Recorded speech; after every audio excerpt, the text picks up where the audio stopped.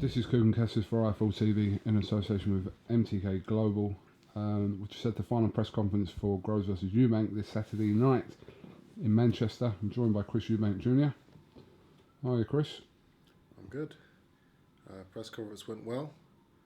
I feel I got the better of the second battle of the words, of the mind games, whatever you want to call it.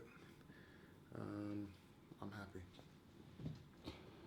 Obviously, George Groves has been involved in these kind of mind games before, so you felt that you come out on top today? I mean, mind games is probably the wrong word. I'm not playing mind games with him. I'm just being real. I'm telling the truth. I'm telling him and I'm telling the world what I think is going to happen, and I truly believe that. I don't really think that that's mind games, but George is the type of fighter that I believe thinks about things a lot. He analyzes things, and I think he realizes that he's not in a great position.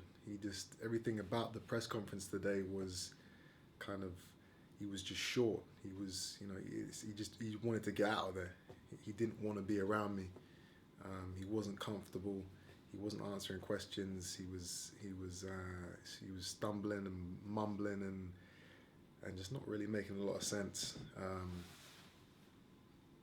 Which is good for me. It tells you a lot about a man when he acts like that, and especially with the face-off. When I watched him, you learn a lot. You feel a man. You feel his aura and his presence and his soul when you're that close for that amount of time. He couldn't hold his stare. Some guys, they're looking at you and the eyes don't move. His eyes, every once in a while they'd flicker, they'd look to the left, they'd look to the right. He couldn't concentrate. So I'm getting to him. And I'm going to get to him even more on Saturday. Is this your toughest test on paper? Yes, it is. I believe he's the most experienced, the most successful fighter that I've faced. He's a world champion. He's seasoned pro. He's been in some big fights. He's had some big losses.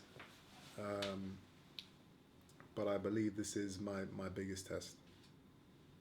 You made references in the press conference to his speed, which you didn't seem overly impressed with. I made reference to the lack of speed that George Groves possesses. He says he works on speed for each of his training camps. I don't see that. I don't see, I think he needs to sack his trainer because, the speed that he uses in his technique is, I don't see it. He throws big punches. He's a counter puncher. But there's no fast combinations. There's no slick movements. There's no real speed in his technique, in my opinion. And that's coming from a guy who uses speed a lot in his fighting style. He's not fast, and if he is fast, he's definitely not faster than me. He's obviously made a lot of references to some of the training clips that you put out, mocking them to a certain degree. But is that just George again playing games, in your opinion, or is he again not impressed with what he's seeing? I'm not sure what he's been mocking. I haven't really paid much attention to the things he said in his interviews and in the build-up. I train every day. This is my lifestyle. This is the life I live as a fighter. If he wants to mock the things that I'm doing, then that's fine. But those are the things which are going to take that belt from him.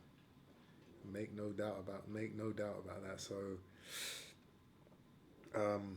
the mocking, the underestimating, which he seems to be, trying to get across to everybody that I'm not legit and I'm a gimmick. It's dangerous for him, because if it's true, if he really does believe that I'm a gimmick and I'm not real, then that means he is underestimating me. and that means he will fall in the ring. And if he's lying about it, if he's just saying it just to say it, then that means that he's not true. That means that he is a fraud. You can't be a fraud and stay world champion. You know, eventually you're going to get found out. You made references in that press conference and likened him to a novice. Can you elaborate on that a little bit? Yeah, you know, I'm telling him, I'm just letting him know. I don't respect his fighting style enough to consider him a danger. That's all it is, you know. I'm not going to sit there and say, "Oh, you're the greatest fighter in the world." You're a novice. I'm gonna beat you up like a novice. There was a lot being said on social media last week. I know you've responded to some of it. More in particular, some obviously comments your dad made in reference to warning the referee, etc., which George Groves come out and labelled your dad as classless in some of them comments regarding Nick Blackwell as well. What did you make of all that, Chris? I don't make anything of it. I'm not my father. I'm not there to monitor what he says. You know, if George has a problem with what my dad said, then that's George's problem. All I got to do is focus on the fight. But from your dad's stance of putting it out there, referees be aware, are you on board with that? Listen, a referee is going to do his job. It doesn't matter that my father's saying it, you know. Just because he said what he said doesn't mean now the referees are going to be like, oh, well, I got to make sure I do my job now. These guys are professionals. They're gonna do what they're supposed to do. In the past, some referees have maybe let some of my fights go on too long, and maybe that's why my father has said for them to, you know, be cautious in this fight, because he believes that I'm going to go out there and devastate George, and it's going to be dangerous for him to be in that ring with me. I can't disagree with that. The last time we actually spoke was, I believe, not at before the time at the O2 last week, but before that, DeGALE and Saunders hadn't fought. What was your opinion about DeGale's defeat to Caleb Truex? It's embarrassing. He let down British boxing. He gave away his title to an American, and he did that after saying some very disrespectful things about me, other fighters, bigging himself up, you know, going on like it was going to be such an easy fight, and then he loses to a guy who, you know, in my opinion, is not. He is not a great fighter. So he's ruined our rivalry now. Now, he was number one on the hit list after this tournament. Now he's nothing. He's a nobody. He doesn't have a belt. He doesn't have a reputation. You know, there wouldn't be any real interest for the winner of this tournament to fight him, because he's just lost to, you know, a mediocre fighter, in my opinion. So what he needs to do, if he has any chance of, if he wants to have any chance of kind of fighting me, which he said he wanted to do, is to go and get that belt back. You know, that's the only way it's going to happen. Otherwise, I'm going to go and get the belt after the tournament. Is that the plan? It is now, yeah. You know, it's not going to be as big a fight because the guy isn't a name, but he has the belt, and the belt is the ticket. Were you impressed with Billy Joe's win over David Lemieux, Chris? I was more disappointed in Lemieux. He was flat. You know, he just didn't have that. He didn't have that fire that he usually has in his fights. Maybe the defeat against Golovkin has taken that fire out of him, and Saunders capitalized on that, which is good, which I'm happy about, because that is still a fight that should happen further down the line, and I want him to stay undefeated. I want him to stay undefeated so I can take that O. What kind of, I mean, since the Billy Joe Saunders defeat, obviously you haven't lost the fight.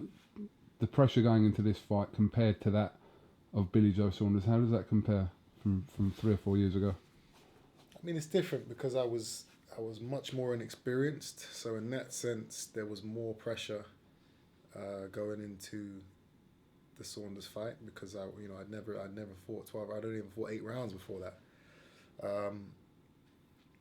But in terms of financial gain, in terms of profile, in terms of the public and the interest, I think this is a way bigger fight.